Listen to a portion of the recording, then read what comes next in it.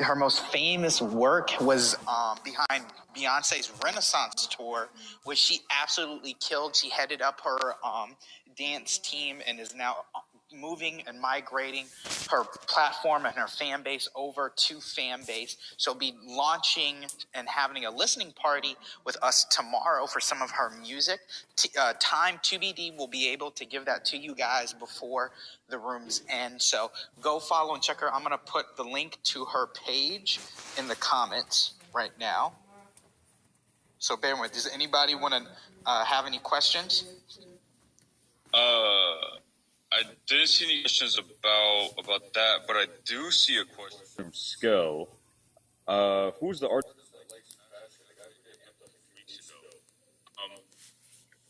Guy who did well, let me look. Well, there was a couple. We have some every week. Let's see. We did Alexis. I'm trying to figure out. Yeah. You guys have a good night.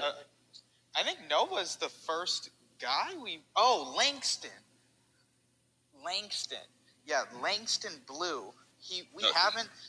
Oh shit. Yeah, I think he has dreads.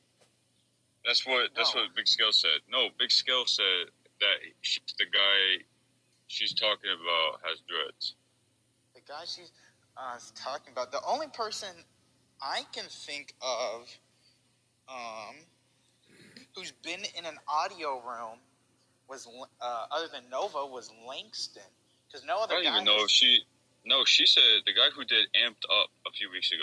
She didn't say anything about an audio room or anything like that.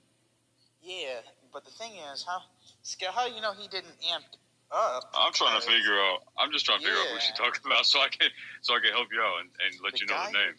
We've had so many people come in to do Amped Up with. Yeah, friends. it's been crazy. You got to be a little more specific. Where's Ghost Out? Let's see. Fox Out. Jesus. You got to be a little more specific. I can't think of anybody. Maybe I'm just crazy, guys. I don't know, Scale.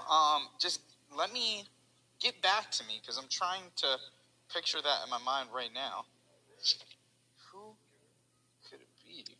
Invite to stage. We got somebody with their hand up right now.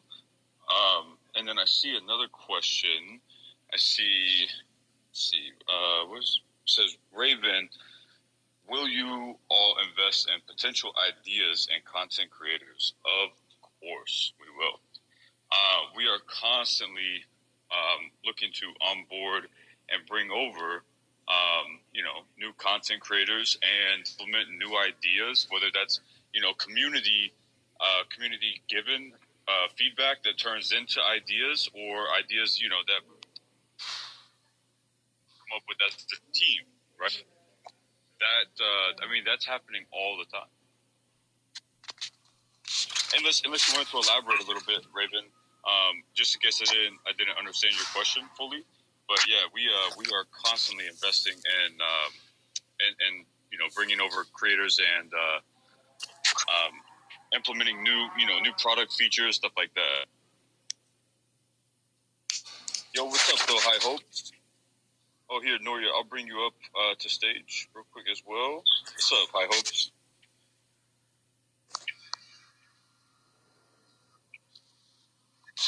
What's up, High Hope? You there? This is Nuria. Ooh. What is up, Miss Nuria? Hey. How you doing? What's good, Noah? What's good, Kyle? And High Hopes, Mandy. Directed. Hello. Yes, I have a question. We have an answer. Fantastic. I'm in the right place. I'm interested in bringing my audience over, migrating them over from other platforms to here. And I'm wondering if you have any suggestions in terms of, the best way to go about it. It's kind of been like slow drip campaign, like a couple times a week I'll share some things. And that hasn't necessarily been as effective. So I'm looking for new strategies to implement.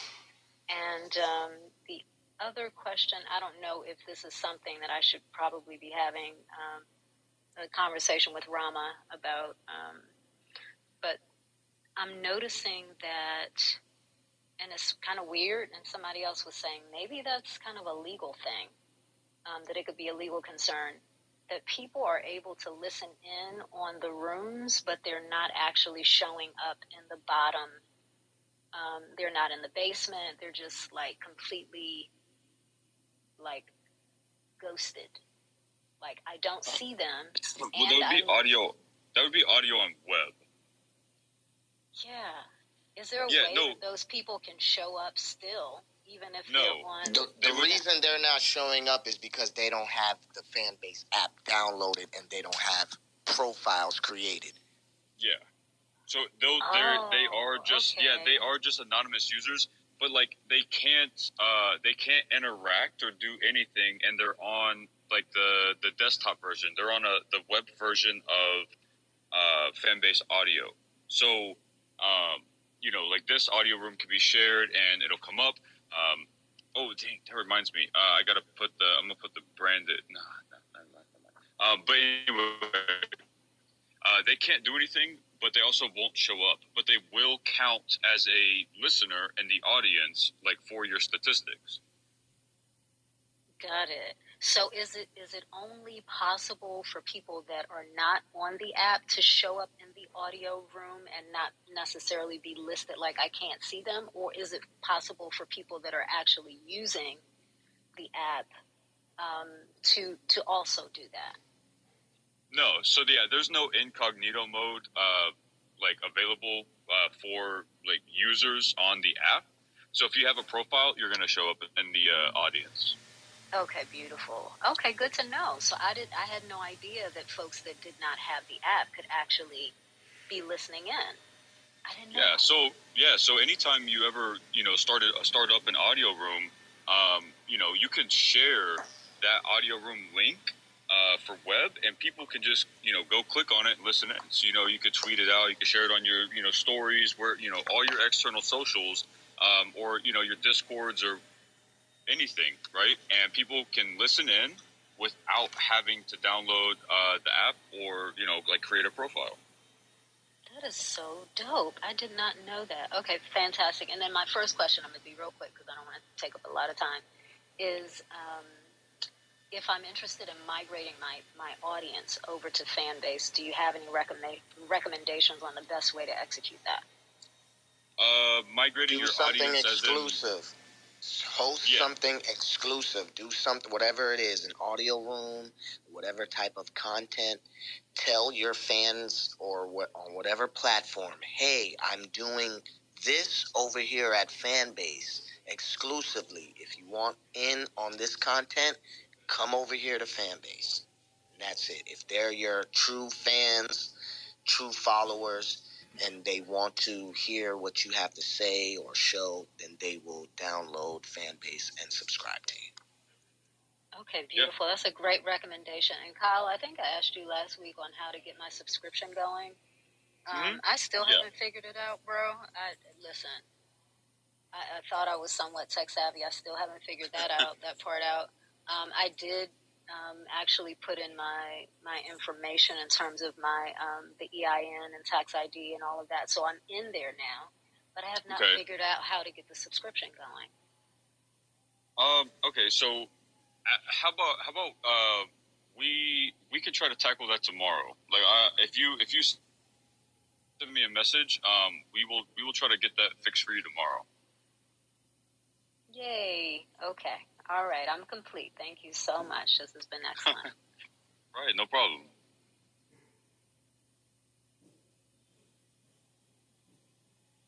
High hopes, you there?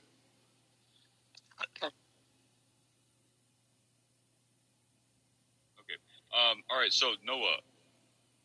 Yep, I'm ready to hit the next point if you are. Yeah, actually, Noah and Andy, I guess you guys can talk about the amped ups that are this week, and because two of them. Yeah. Well, before we can do that, Kyle, I wanted to speak a little bit about what we got going on after this room and heading into next week, what we'll be doing with a certain partnership that we can now talk about. So talk about it, Noah. Yeah. Go ahead, Noah. I had to wait for Kyle to say, yeah, man. You know. Yeah, no, go for it. Yeah. No, go for it. I was catching up on chat. My bad. No, you good. Yeah. So we can officially talk about this, and I'm super excited to talk about this, and you'll hear more about this as it unfolds in the next month. Fanbase has officially partnered with the Propel Initiative to host 5 HBCU-based marketing students in the Fanbase office and digitally to lead their very own UGC user-generated content across the Fanbase platform. So that means that they will be in office for 2 days starting next week. They will be learning digital content and then going and implementing that in UGC challenges across the Fanbase app with support coming from Kyle, me, and other Fanbase staffers and employees. We are super excited to host them as they take part. And if you guys have any other suggestions of ways we can partner with different HBCUs, Skell, I know you volunteered some ideas in the past. We definitely want to hear about it. Let's see. Let me check the chat for questions. See, I'm jealous, man. We started the room, and then like 5 minutes after we started the room, the update dropped. So now everybody's doing reactions, and we can't see it. Do we have to update the app in order to get the emotes? Yes. So look, Andy and Noah, you guys can leave the room real quick, download or update your apps, and then come back in and see, and then that way you guys can see it. And then, actually, we'll do one better, Kyle. Once we've updated, make one of us master moderator, then you do it. All right. Yeah, that sounds good. All right, we'll be back. I honestly did not hear what Noah was saying. Andy, what was he talking about? Starting to go on about?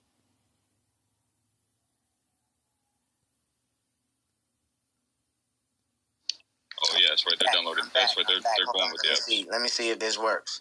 Oh shit!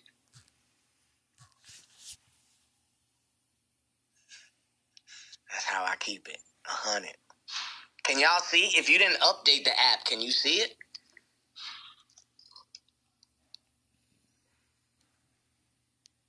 Hello, Kyle? Yo, yeah. No, I can't see it. I can't see it. Okay, you gotta. Yeah, I gotta update it. Yeah, to see it. Yeah, no, that's why I was saying. That's why I was saying like I can't see it. But if you and Noah went to go update the app, then that way y'all could see it. But now, Andy, I'm making you the master mod, so that way I can update the app, and then I can see everything.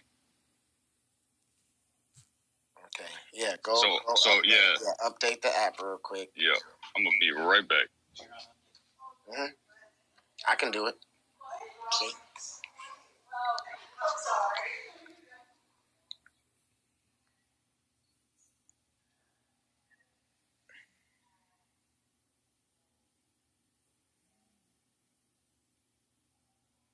Yes, so everybody download. Go to the App Store, update your Fanbase app so you can experience this new feature with the emotes. It's pretty cool. And now we're back. What? Did you update the app? No.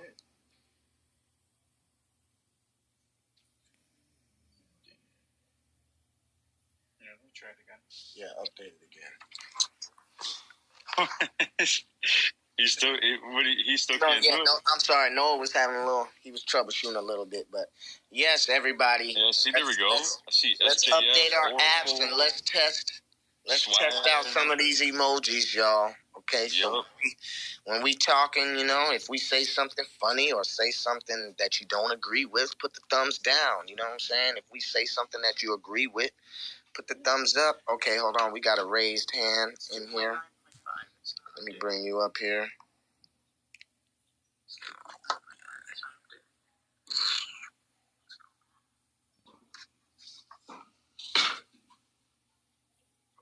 Okay, they left.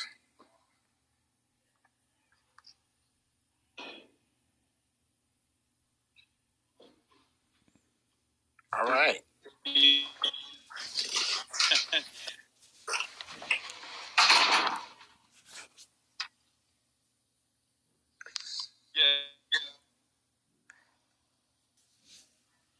could select the option next to the emoji at the bottom, and you can change your profile picture from there. So now all you gotta do is just hold down on your profile picture in the room, and you can change. You can select an emoji, or you can change your picture directly from there. I like that. Smooth. What's up, Spicy Tuna? Yo, does this mean we can all change our PFP to Kyle in the middle of a room while he's talking? Just everyone becomes Kyle all of a sudden? Yes. Probably, yeah. I mean, I don't think we needed this update to do that.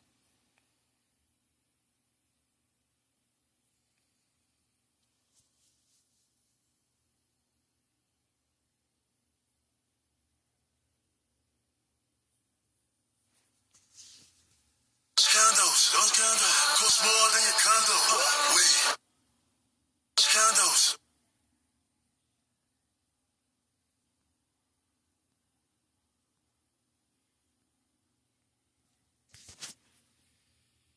Click on the picture when, instead of the emoji, if you want to take a picture from your library, you can hit that library icon, and then it'll pull up your camera roll and pick a. Yeah, that's kind of fun, actually.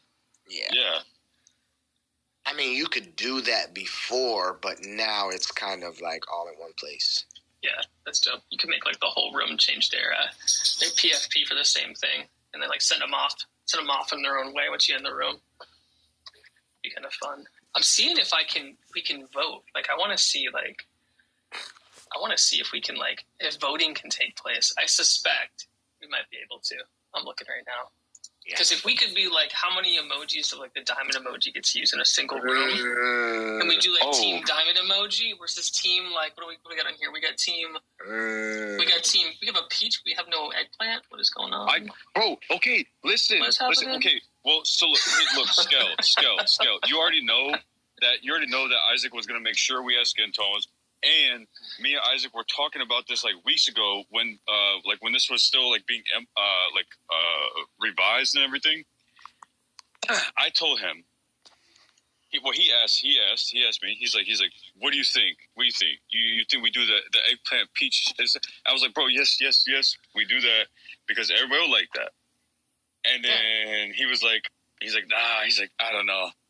Get the peach. so y'all gotta talk to Isaac about that one. We can start a campaign. This could be the first This is the grassroots campaign. Free the eggplant. Free the eggplant. We have the peach. We can have team eggplant. It'll be real good. It's a song, Come on now. I put the gif of Vince McMahon. That is how I'm feeling towards all of this conversation. Bro, see, I'm already seeing a lot of people change their I don't know. Is that a good thing to say, Noah? In terms of, we do not condone. That's not a good person to want to be like right now. Oh, you know what? You're right. So look, what I can say, in response to UJC promotions, is that since it already has been announced by Rama and Isaac themselves in another audio room, eventually we're gonna have it to where you can add your own emojis or reactions. So right now this is the first run, right? So yes, everybody of course is gonna want more, right? But that's a good thing though, because that just means that it's cool and y'all like it already. So that we're gonna get on it.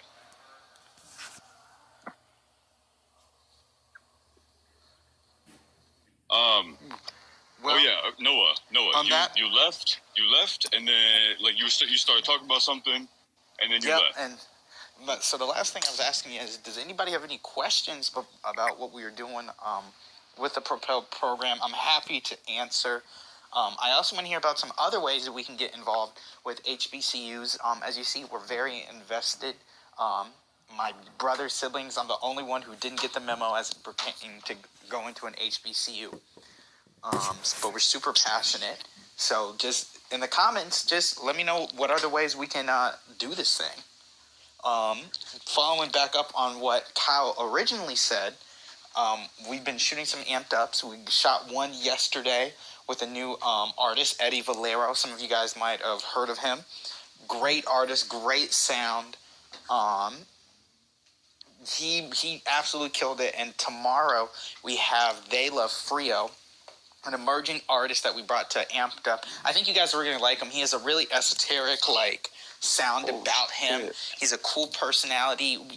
Andy, how would you best describe he's got a lot of Andre 3000 energy in terms of aesthetic, real eclectic and bright use of colors. I'm talking about Post. I'm talking about what is his new album, The New Blue Sun. I'm talking about that type of Andre 3000, not Outkast Andre 3000. So I think you guys will really like it. He'll be having his audio room tomorrow at 1 p.m. Eastern Standard Time. So check back in here to your favorite Fanbase marketing team tomorrow at 1 p.m. Eastern Standard Time. Andy, you want to say anything more to it? Not really. I mean, we got that coming. We filmed TJ, big dancehall artist. If any of y'all know, song Drift was viral. So we had him in here. Which Andy killed that interview. Andy went in and he sat down and he asked some questions, and Andy really got to the meat and bone of all things. But yeah, we got a few amped ups coming soon, so stay tuned for that. Yes, sir. But let's go to these questions. Anybody has a question? Durand was in the audience for a while. Yeah, I kept clicking on the hand raise thing, but it kept removing the hand from his picture in the audience, so I didn't know. On stage from two different devices, Oh, okay. Oh, wait a minute, Durand. Let me just say we have a very special guest in the audience today. Another member of the Fanbase team, Miss Valeria. Kyle, if you can add her to the panel. She has her hand waved. I think this is her first time ever joining us. She's usually in Thursday Tech Talk, I believe. Yep. And we got Ron joining the room now. Yep. Oh wait, who you went out on me. Who do we got? We got Ron. Oh, wait, and we got the one and only, the best photographer. Oh wait, Andy's in here too. Sorry, let me re-say. One of the greatest photographers. Okay, I'm a director. I'm not a photographer. Oh, okay. One of the best photographers and directors. I'm only messing with you, Andy. In the city of Atlanta, Mr. Jay Wilson. Let me shout this good gentleman out who's out here in the audience right now. What's up, good sir? Okay, that's it. All right. Yep. So all right, Kyle, on that question. I had a room this morning. Yeah.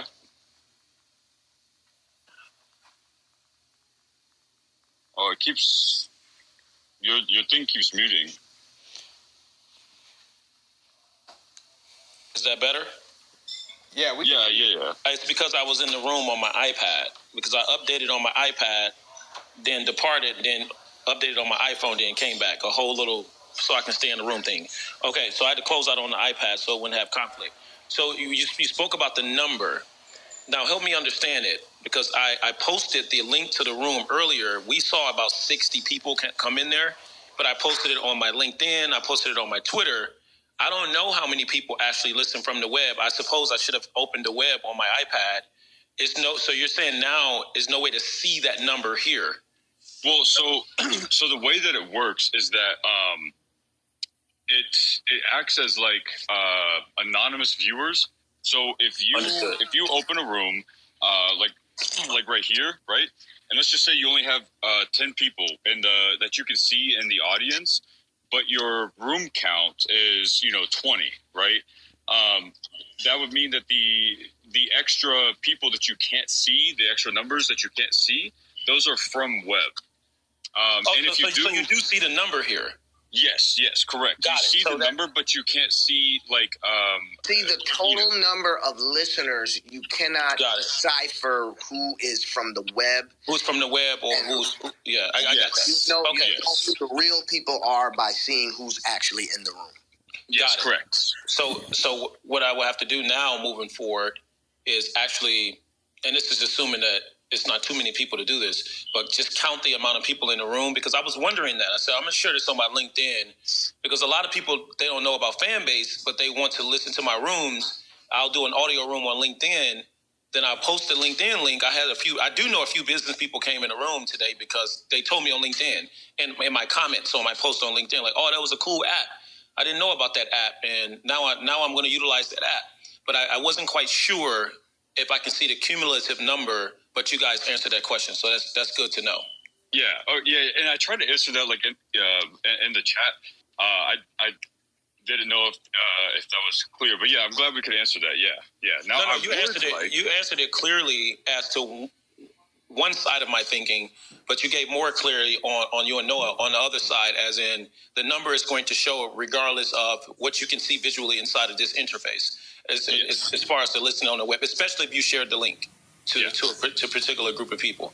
Okay, great. Secondly, and this is a real-time question, I think maybe I need to talk to Rama about it, but something has to transpire by which a person can have the same account in both devices, because there's a bit of a conflict there. And what I've seen happen on the app across the street, if I were to attempt to go inside of the room on my iPad, it would have a pop-up message. You're already inside of the room on one device. Would you like to switch to this device? And if I click yes, it's going to kick me out of the room on one device, in this case, this iPhone, and allow me access on the iPad, of which I'm attempting to transition over to. So maybe that's something you guys can swing towards, Rama, because that would be great, because that was why we had the muting conflict, because it's attempting to determine which audio should I speak from, it being the software. So perhaps you guys can actually talk to Rama about that.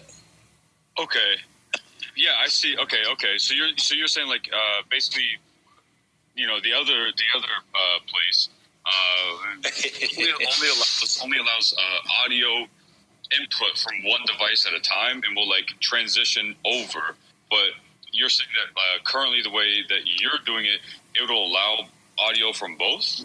Yeah, so if I can I can come in this room. The first thing I tested was I came back. I was already in the room, and I entered on the iPad. It repositioned me in the audience. So I was at the bottom of the audience on the iPad, and I was at the midpoint inside of on the iPhone. But then I came back in on the iPad after departing, and I was on the stage from the iPad. So I didn't accept the permission from the iPad. I accepted from the iPhone. I was on the stage.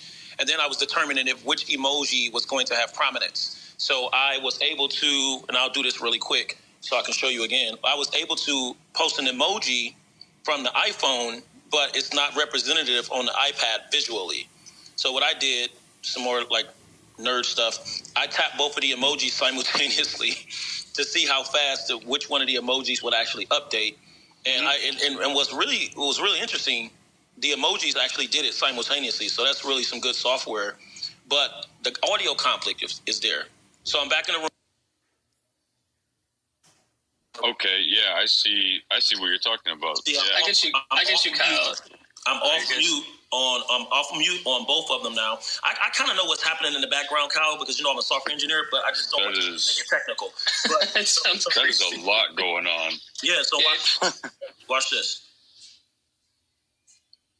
Well, whatever device you just switched to is definitely not registering your voice as clear. I was able to see. I closed out the iPad, so now I'm clear. I was able to see the emoji happen twice. I literally clicked the emoji on the iPad and clicked the emoji on the iPhone, and it simultaneously instituted the emoji. You wouldn't be able to see that because you can only see one version of my account. So yeah, the app across the street kind of separated it. And I suppose when we talked to the team over there, because it was costing them a lot because it was being considered two streams for those two separate devices. But at first they didn't have it that way, which is why people, and they even went further to say you can't have a room open and then open another room from your other device, because that's another thing people were doing over there to really trick and gamify the hallway. So how I'm in this room now, if I open another room on my iPad, that was once permitted over there, and they even removed that. So they removed simultaneously being able to come inside of a room on the device, as we just spoke about. They in addition to that, they removed being able to be in one room and open another room. So maybe that's something you guys can consider. Okay, yeah, no, I'll bring that up for sure. Yeah. All right, thanks. Kyle, if you want to. I was going to say, if you translate it out, it's because of the token that gets created. So when you create a token, it's device-based. And so if we were to, like, and, you know, I think the right way for it and, like, cook it up is, like, enforce a single token choice. You can only pick one token to be live per account, basically. That would reduce all the issues. It would make it so you can switch over to another device. I swap between desktop and mobile, and if I have my laptop, I like to jump in other audio rooms when I'm like switching devices to do whatever. So I jump around devices while like a Twitter space. It's pretty much most of the time. If I'm going to talk on my mobile device, it just sounds better. But I'll talk on desktop sometimes too, since they support that. So like, it's almost needed because otherwise you're going to jump between devices. Your phone's dying, your laptop's dying, things like that. It's kind of nice. So yeah, that's definitely necessary. It's just more so of. So it's less of being able to jump from device to device and more so of which permission is going to have prominence once you select that. So, yeah, it's definitely needed for me to be able to hop inside of my iPad now. If this phone is dying, then the question is, I get the pop-up message on the iPhone. It appears as if you're attempting to switch devices. Would you like to actually go in the room in this particular device? That message I just communicated is pretty long. They can shorten it down. The marketing, you guys, just the marketing room. The marketing team can work on the messaging. So when I click yes on my iPhone, it closes me out of this room and allows me access on the iPad. So that's what I'm referring to. The other thing is, Kyle, Noah, I don't see the ability for me to see my profile information by clicking on this particular emoji card. For example, I was attempting to move back to the audience when Spicy was speaking, but now I can't move back to the audience because the emojis are prominent. So I don't know if we're going to add another sheet on this card where one tab is emojis and the other tab is profile information, where I can swap between the tabs on this particular interface, this sheet that's populated. Because otherwise, you guys have to move me back to the audience because that function is not there for me anymore. Yeah, no, that should have been there. I will talk with Isaac about that. Once again, this is a feature that just came out literally 20 minutes ago. So, you know, there's some stuff that, you know, we may have to work on, some new additions. You know, this just came out, you know, not even an hour ago. So I'm sure it will, you know, improve. Oh, yeah, it's definitely going to improve. But like I said, I need someone to move me back to the audience. Oh, yeah, no, I got you. Okay. All right, yeah, no, I'm going to bring that up to Isaac, though. I appreciate that. I wouldn't have seen that. Hi, okay. Valet.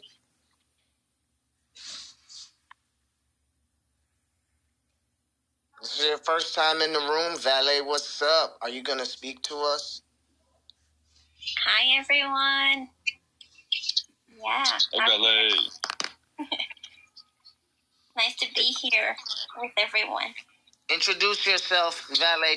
Tell the people what you do. So I'm the CRM specialist at Fanbase. So I'm basically, for the user, it's basically I'm the person that sends you the emails and the push notifications, the in-apps that you see. So yeah. Great. We love your emails, Valet. Thank you. No, it helps a lot as well. So team, I wasn't saying tell Isaac about the feature. I was literally saying, can somebody move me down to the audience now? I can't do it. So one of the mods have to click on my profile and move me down. I attempted to post it in the chat so I wouldn't have to interrupt Valley. Kyle, Noah, direct it. Yeah, I clicked your name and I click move to audience. It doesn't want to move you to audience. I'm not Interesting. Sure. Okay, I'm going to leave the room and then come back. Sit that way. I'm not sure if it's the two devices, maybe. It's probably the two device thing. Yeah. I will just give a quick update about that, though. I did just talk to Isaac while I was on mute.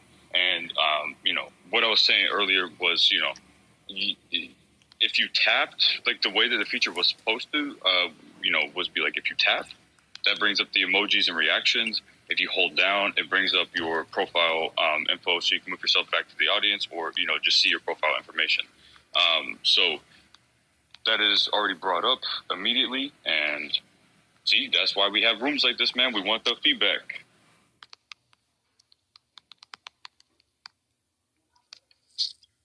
So, damn, there was one. What was that? Oh yeah, Noah left. Okay. There was one other thing though. I swear, before I was. Anyway, I'll probably think of it soon. I want to address something that Skel said a while ago in the chat, but activations with HBCUs for like spring break stuff or like homecomings, stuff like that, that would be dope. That would be dope for sure. Yeah. And then there was to answer your question, Ron. Is there a way in the future decipher between the room and count or the room count and the web count? In the future, that's the plan, right? So in the plan. Or in the future, the plan is to have it to where it's a more robust analytic dashboard for creators, right? So that way you can see, like total stats, right? Potentially time listened, to your audio room total, right? So, if you have your audio room up for, 10 minutes, but you have 45 people in there and all 45 people listened for all 10 minutes, that would be 45 times 10. But you'd be able to see those numbers. So yes, in the future, that is the plan to make it decipherable between the statistics. But as of right now, obviously, it is not there.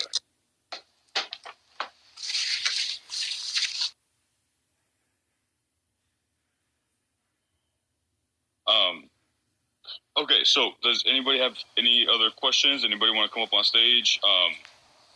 That's great. We got a few Ron, minutes here. It is. That's what we really, really want to do. Because our goal obviously is, to provide creators with the best tools possible, right? So one of the tools, is not just on the producing content side or hosting content side, but being able to see the insights from your content that you've posted, right? So you could bring those statistics from this app, to brand partnership deals or, something like that, right? To really show and bolster your influence that you have, right? For me, I'm really big on that, on like being able to show all that. I'm sure, Spicy Tuna could chime in on that as well. But that is something that I would like to see. But yes, future.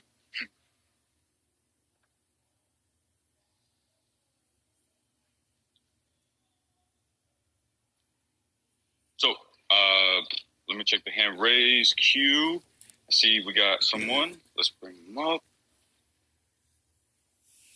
And then we'll be checking chat. Thank y'all for joining the room this week, up. too. You know what I'm saying? We popping this week. 50 people in here. Thank y'all for joining the marketing team talk every week. Oh, yeah, for sure.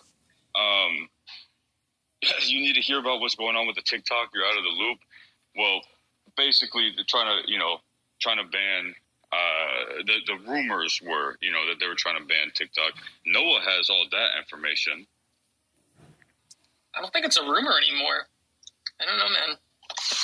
Congress passed a bill that would take TikTok and force it to sell or anything else, but I think the rumor mill's over.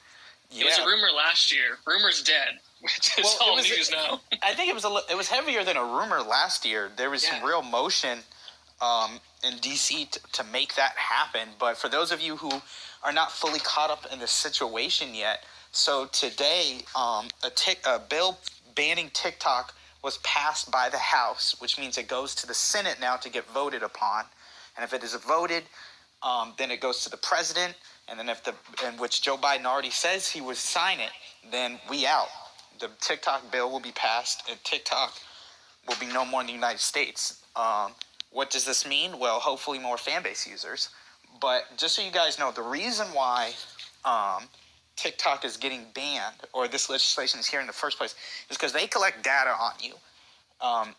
If you guys are on TikTok for a long period of time, and if you see something that's like an ad that's tailor-made for you, maybe you were speaking about or even seeing content that had bunch of sunglasses, right? And you see a sunglass commercial, right? That's them collecting data for you. They're seeing what content you stay on the longest, what type of content you like, what content you see, like to browse, the type of users you like to go to. And they're selling that data to China. And that's a no-go in the United States. So I think one of a few things could happen. I think an American company can swoop in, or maybe a collection of companies can come in and purchase stakes in TikTok. Maybe it could completely divest from China and from BitDance. There's a few things that can happen there. But overall, if you ask me, as a journalist and a capitalist, I'm probably thinking that TikTok will probably divest, because that's money. It was announced today that TikTok has lost over $500 billion since all of this is happening. So that's a lot of money, and the ad revenue that TikTok gets in is just absolutely insane. Andrew, maybe insane. Yeah, Andrew, maybe you can speak a little more to this. Yeah, I love the TikTok stuff just because I like algorithms and I like how platforms kind of decide.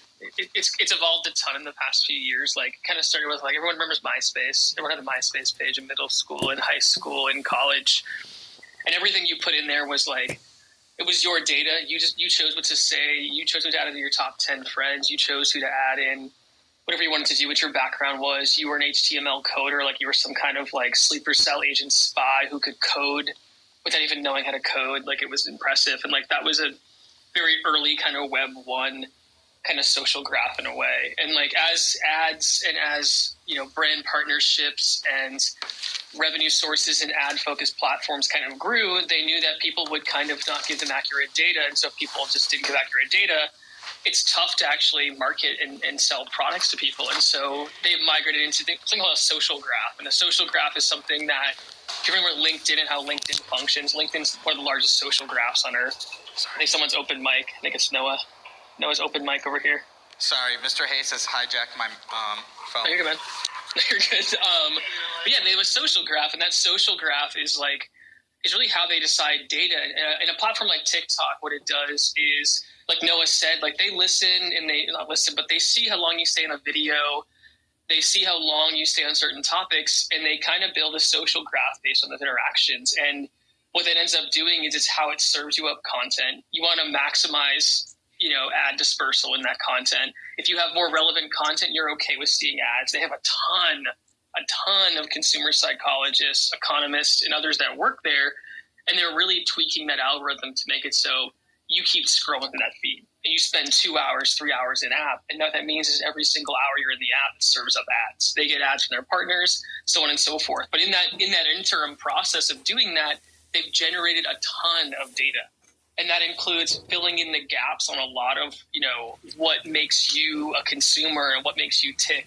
There's some great articles out there about people, you know, coming and seeing that their feeds are kind of indicating, like, their product interest before they're interested in something. And it kind of feels like it's predicting things, and it's like your phone's listening. But in reality, it's because they're seeing what you're serving up for content. They're purposely serving you up content to do that. And in that data, they're kind of keeping that also, you know, brands and marketing services can actually take that data. And when they start selling it, that's a huge factor there too. It's no different than any other platform operates. The biggest thing is just kind of where that data lives. Like, there's always, like, the huge geopolitical issue of, like, all this data, all these U.S. citizens lives in, you know, a server that can then be used against, you know, Americans if they travel abroad, so on and so forth. And there's a lot of, like, fear factor involved too. But they're not much different than what Meta's doing. If you remember Cambridge Analytica, this is actually the same kind of case. It's very, very similar in how they harvested data across the board too. So it's huge on that side. We lost Noah, didn't we? My partner in crime on this one, but it's a good dialogue to have, and I think it affects a lot of people using it. I think there's a lot of fear in the market, in the sense of, like, the sector itself. I say market, but more sector for creators. I have a lot of big creator friends that are in, like, a panic, you know, posting on Twitter saying, you know, what am I going to do next? Like, where am I going to post across the board, everything else? I don't know, Kyle, what's your thoughts, buddy? What's your thoughts on this? I mean, honestly, it is what it is. I think there's, just as many other apps or like web functions that do the exact same thing. So, especially stuff like that, right? All the other ones they just end up getting sued. And it's a wrap, right? Like that's it, and they're back to business. But I don't know. I guess I don't really have like a firm stance on it, if that makes any sense. Yeah, the side of it. I know Durant had a good point of it. My bad. It's a interest graph kind of versus a network graph kind of thing, or a social graph. It's more interest based, and that's kind of spot on for it. Serve the most interest. They do get social when it comes to followings and things like that, and they probably apply weighting to it. On my side, coming from the data end and dealing with algorithms and building out knowledge graphs and social graphs for Web3 platforms, it's really cool how this stuff works from like the data perspective. When it's used for good, there's always like the discussion of like data for good, and like someone can come in and take these insights and gain a lot of value from it and put that towards like a lot of different programs that can be used for actual benefits for people. A lot of statistics we get from things like the Census Bureau, which actually drives most of demographic data, and most marketing corporations use the Census Bureau as the largest data source for statistics on like where people live, where they've migrated to, their interests, their income, things like that, which is all powerful for marketers from that angle. And it's essentially good data in the sense that it doesn't have negative connotations with like telling people where they live now. It's a good stat to grab because you can start to incorporate social services and social welfare. In a past life, before working with Fanbase and a few other orgs, I came from the healthcare field and population health and geospatial analytics on that side, and a lot of it had to do with social welfare was huge, and like that's a good benefit of data. You could take the same TikTok data, and you could serve up content to certain creators to get them noticed more, and let them grow and actually build a business off of that. And it's all in the platform's control to do that. They have incentives to do these things for some people, but for others they don't have to. And it's like there's good data and there's bad data. It's just kind of what you do at the end of the day. And it's who's in control of it. Do you control your TikTok data? You can't even see how your algorithm's even serving up to yourself. You have no idea what they even store on you, what your interest is, what your category is. And that transparency is huge. Yeah, and that's the weird thing, because you really just don't know. Yeah, and that's nobody like gets in trouble until it gets found out. You know what I mean? So it's and for a good point on like how much data is produced, I think it's like the average American produces, I did the math a while back, it's like 4 or 5 gigabytes of data throughout the day. That's everything from if you're driving to work and you're trying to avoid traffic and you're using Google Maps, you stop to order coffee at Starbucks and use your Starbucks app, and you use all these different apps to do things. They all generate data about you into a larger data system. These things don't talk to each other usually. TikTok has the advantage because they work with all these brands. They have all this data. Every brand and every company has access to it. They're all advertising on it. It's billions of dollars get spent, and so it has to be really relevant. But to your point, like it's scary in a way, but it's just more of like who's in control of it, and that's like the biggest driver here.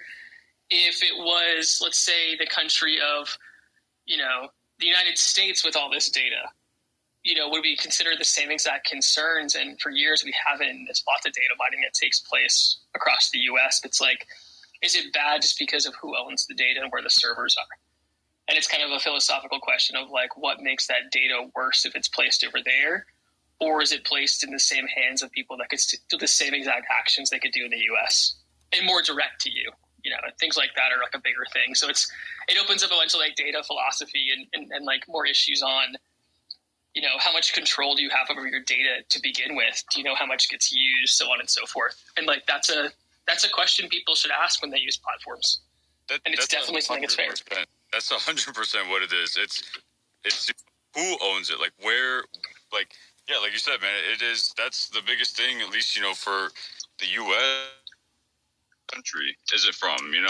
Like apparently if it's in the U.S., it's all good, but anywhere else it's like, whoa, dude, it's a little scary, Yeah, and it would be, like building an app like this, and as someone who lives in the data world of the Fanbase app and can see all the data and metrics. It's kind of one of those things where, you know, as this kind of situation takes place and things unfold, it's like working with people who are creating on the app, using the app, and doing things with it, like getting their feedback to like, what do they want to see? Like, what do they want to provide for data to feel like they get a good app experience? Like, do they want us to serve up interest graphs and serve up nice data? We're not selling ads to them, so it works a little bit better. But do you want to see more creative content? Do you want to see more things that you're interested in, like music and art and like entertainment and politics and so on and so forth, and get those personalized recommendations? You don't have to scroll for, you know, a million years to find something you like, and to serve up creators. And like, there's a good way to do that without pitching people to, you know, to get sold ads or sold products. Like, that's a huge benefit, and get to see the stuff you actually want to see. And like, building that with a small community is nice because we can get feedback for it. That's something that I do on my side. So you're kind of talking to the person who would be building out these graphs, building out these types of interest kind of based recommendations for content, but with the purpose of actually serving up stuff you want to look at, not serving up ads and serving up ad platform, which I think is like a positive value prop.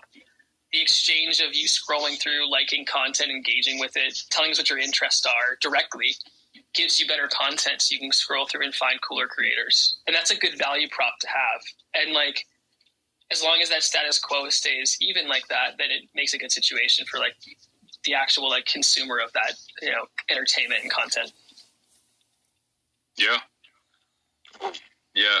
And I see, that's why I love how Noah pointed to you on being able to talk about it. 'Cause yeah, those were like actually in-depth and insightful points. Yeah, and the big thing too is like a lot of places, and there's a lot of data policies like GDPR I deal with a ton when it comes to like cross-platform data. If you guys know what cookies are not something you eat. It's something that your website eats when you browse sites and you browse through, you know, any website in the world. It's creating a cookie, and what that cookie tells people, tells platforms, tells marketers, is it tells them a little bit of information about where you came from, what you're doing in the site, what pages you view, where you interact, and what you click on. And in the U.S., there's a lot of policies. GDPR is in the EU, but there's some California standards, and most people have adopted these rulings across platforms. And it means that these platforms can't share that data. I can't take, you know, user traffic coming into Fanbase and go over to Twitter and say, hey, do you guys want some data? It's against the law now, which is great. Overseas, those laws don't exist. And when you're using an interest graph and content graphs, everything across the board, you don't have to worry about that a ton, but most platforms should be transparent with that. You know, I think it'd be nice for us, like while we're seeing TikTok get nailed for their kind of like mysterious data policies, how their algo works, everything else, letting people see what actually what we store on people. It's pretty transparent. You can see it from our data privacy listed in our app and everything else, which is really cool. That's helpful to know as someone who's making content. Like, do you own your content? Where does it go? What happens to it? So on and so forth. Yeah. And I like, you know, for any app, like the privacy policies, you know, and stuff like that. But then, I mean, even in the App Store, you know, like if you're downloading an app, or you already have an app, or any app, you know, if you scroll down on the app's page, then, you know, you can see it has a whole section where, you know, what data does this app like collect or store, or, you know, like what data does it use, you know? So, yeah. You know, at least I guess that's the App Store's attempt to have, you know, like have their part handled. But yeah. Yeah, that's GDPR at play. That's EU standards for data. They, you know, that's the actual like platforms themselves enforcing. You know, they have that prompt when you install an app. You ask the app not to track. I don't think we even get that pop up for payments. We don't track you across apps anyway. There's like, we may do that in some cases, but what that does usually is like shows like battery life and things like that, which is like, they call it like life, you know, life support metrics for like a phone, and like that's helpful for people, but like it's like kind of just it's a metric that your phone shares with like app providers. Like I get to see all that data. It's not very exciting for the most part. It's kind of just like across the board, but that's all when you look at what the app actually stores, it shows it there. TikTok stores a lot of stuff.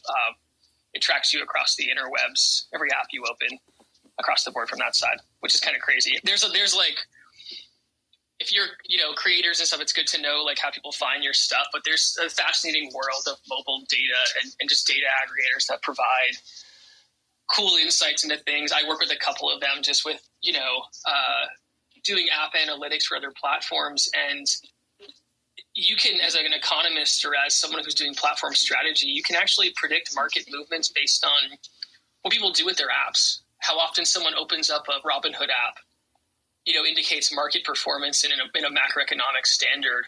When someone goes from their Shopify app for a specific web store and goes to another store, some of those apps do share that information with each other. They're allowed to do that based on the tracking. It's kind of crazy. And you actually can see how many people go from Sephora to to TikTok, and then they see a Sephora ad in TikTok and back over to the app. Like, you actually can track that journey with a lot of that data that's provided, which is very interesting for someone who likes to eat through data. So, yeah.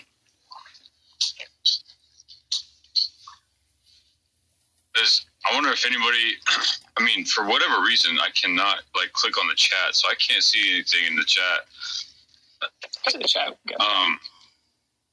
But yeah, we had Isaac in here. He was typing in the chat. I'm not sure. Get some eyeballs. yeah. I'm not sure if he's still in here, but he probably heard Andrew, talking all that goodness. So I love this stuff. I think it's fun. I think it's cool to build out, build an app with creators at the forefront and people that are enjoying this content, because we can get feedback and we can ask what do people want to see from their side. We don't have to worry about advertisers. It's really about do you want to see more creators? And we can see that stuff in data, but a lot of times that firsthand kind of feedback from creators and from people that love content is goes way more, because it's that qualitative feedback that just supports what we're doing. So happy to grow that out. It'll be nice when we grow this out more. I think the TikTok stuff in my summary here, I think the TikTok stuff leaves a lot of volatility, but it leaves a huge fact to people that are creating and moving audiences that no one has any allegiance to any platform. And that's a huge thing to note. It's really, really important, is that if you're creating content on one place, it's you migrate content to another place, but fans of content don't have an allegiance. They move around. There's no, people use Twitter for years. I was a big Twitter user. I don't use Twitter as much anymore. It became kind of more distracting. Instagram I'm on a ton. I'll bounce over to TikTok. I use Fanbase more and more as I'm doing stuff, which is kind of fun to jump on audio. It's fun to talk in these rooms. But people don't have allegiance in one place. You'll see TikTok news and there'll be a ton of volatility. And there's a lot of growth potential for people to come over here and actually preserve their content and be able to save it, not to worry about it being deleted, which is great. Yeah.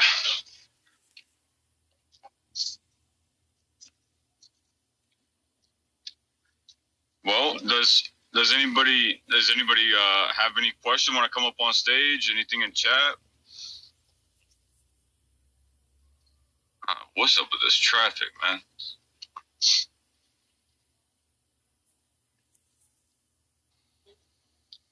Someone say Kevin O'Leary offers to buy TikTok. Oh my god. Yeah, I saw that. Yeah. I'm on the boat and on the fence of just because it's in America doesn't make it inherently good or better.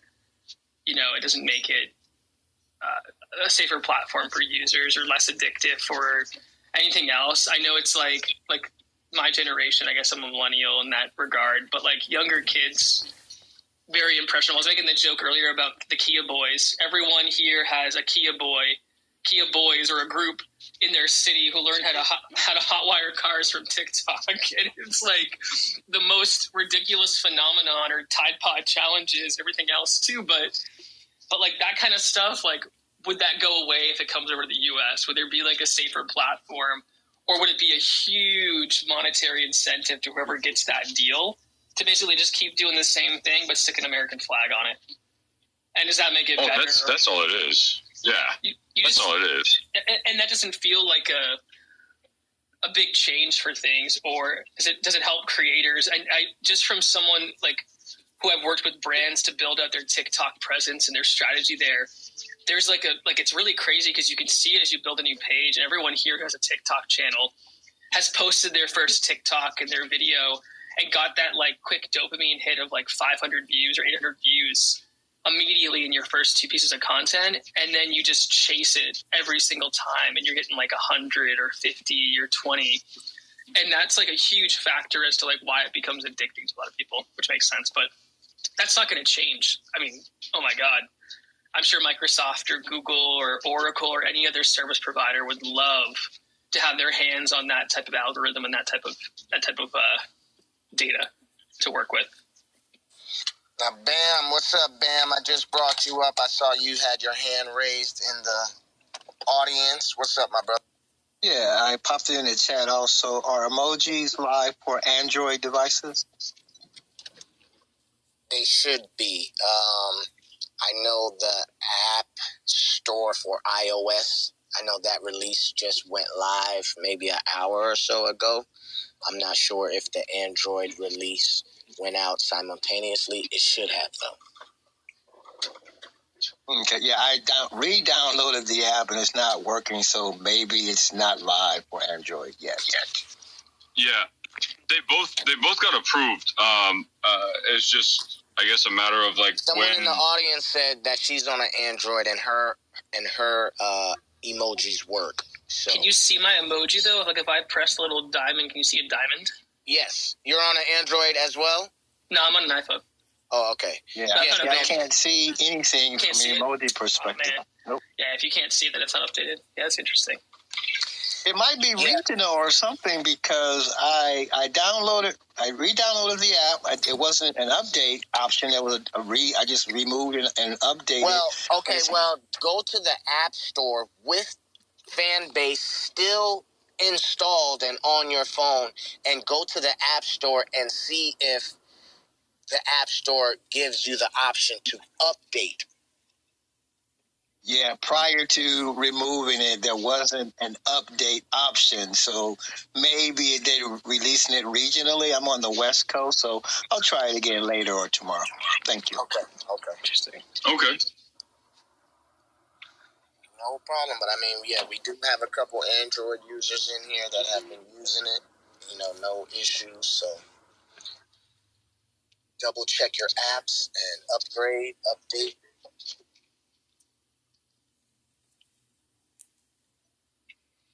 Need a little Android or iOS icon now.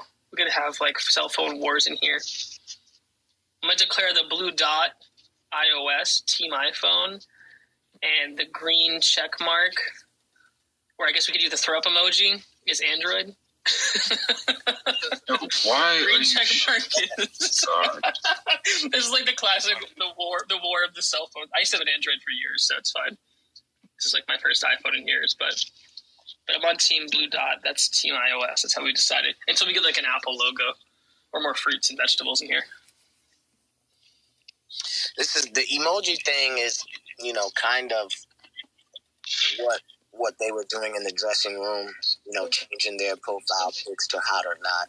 So I think it's dope.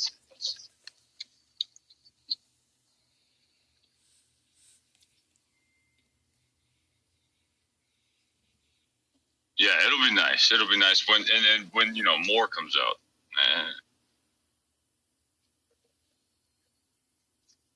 Have we teased the more part yet? Have we done anything about that? I've seen some more stuff, which is cool.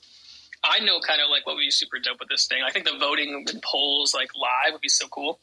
Just to poll responses, it could help people do the conversation changes. Hey, if you want to talk more about for a room, it could be more about music or more about certain topics. Let people vote with the emojis. Actually see the counts and tallies as the room goes on. I'm gonna write that down because that'd be kind of fun.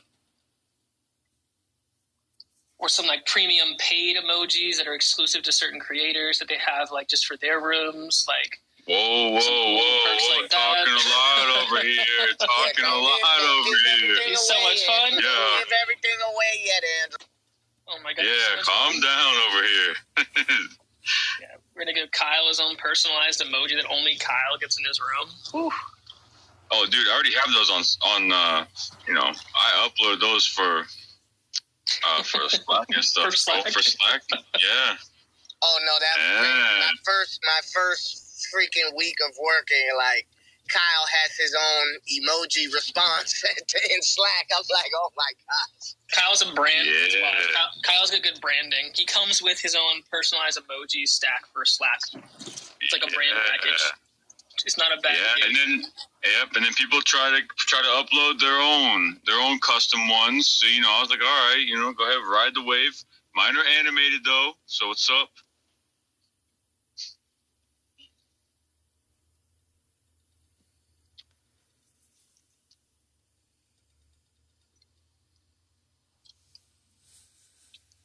We're putting the throw up, yeah. Big shouts out to the marketing room every Wednesday, 5 o'clock. We've been, ever since we started, I don't know how many weeks is this in a row, but we've been consistent, but the numbers have just been going up. Since we've done the consistency since the first week of the year. I think our first one was like 1-4 or something, or Dope. Something like that. Yeah, I think. So we're going on 3 months. We haven't been consistent for a year like the dressing room, but we'll get there. Well, consistent. They missed last week. Oh yeah. Well, they need a break. Everybody gets an off day. No, I'm just messing. I'm playing. But no, our numbers. We started this with like 10 people in here. 3, it used to just be me, you, and Noah in here. You know what I'm saying? Now we at like 50 people. Are we competing with the Tech Talk? It might be like a little bit like a Tech Talk marketing team. Ramiro's he's out of there. Like, I don't know if they're competing with that. Like, Ramiro just starts his room and people just join automatically. He's getting loves in his room. Like, he's out of there already. He's got the Riz, that's why. We can get there, don't worry. We'll get there. Yeah, we'll get there. We're getting there. 100%, we're getting there. Celebrity appearances. We need emoji wars. We're gonna compete with Ramiro, and we're gonna have once we take the crown, and it might be a Burger King crown. Just want to pick one of those up. Like once we have the crown, we don't need crown emojis either. Hold up, I got a lot of tickets to write today. Lots of shakes. Lots of shakes. Oh my God, where's the crowns? Where's the tiaras? Where's the eggplant still missing? But that's fine. Oh my God. They're gonna message you back like, guys, this shit just dropped, guys. Give us a second. Yeah, Vicky's just gonna like completely step away. She's gonna be like, all right, All I'm saying is, you lead a horse to water, and that horse is gonna want to drink. So over here, we need more emojis. We could do fan voted ones. I think it'd be kind of fun to do that too. Just do like a little fun little activation around like which emoji we should bring in next. Whew.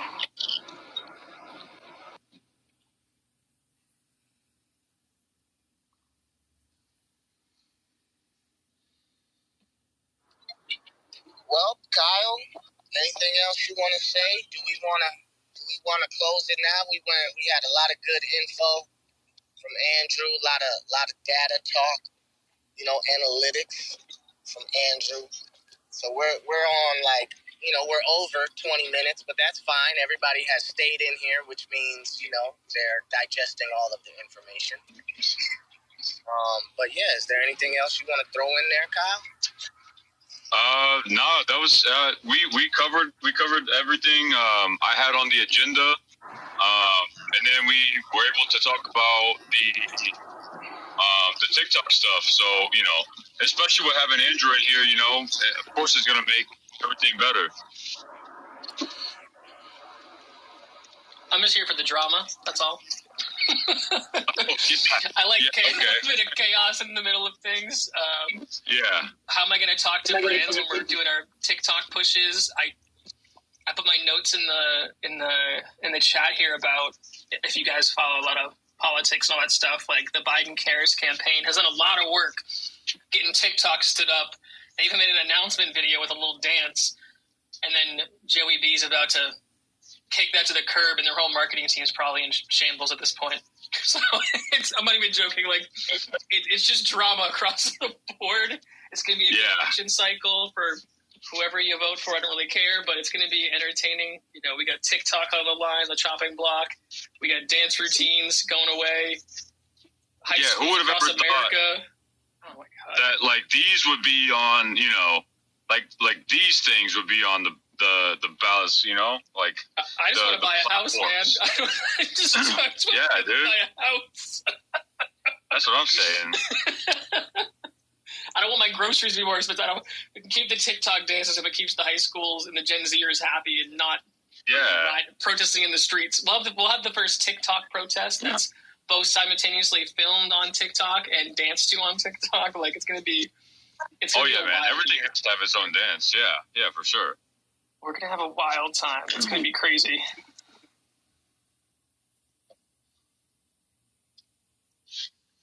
Yeah. 2024 is going to be a little interesting year, huh?